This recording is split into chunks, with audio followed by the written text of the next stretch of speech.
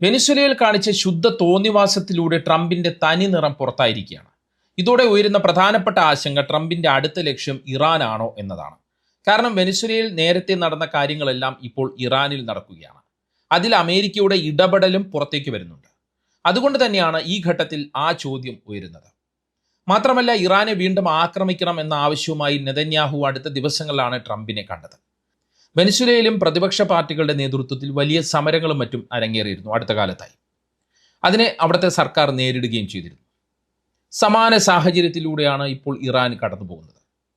ഇറാനിലെ 10 പട്ടണങ്ങളിൽ വിലക്കയറ്റത്തിനെതിരെയും സാമ്പത്തിക അസ്ഥിരതയ്ക്കെതിരെയും പ്രക്ഷോഭം നടക്കുന്നുണ്ട്.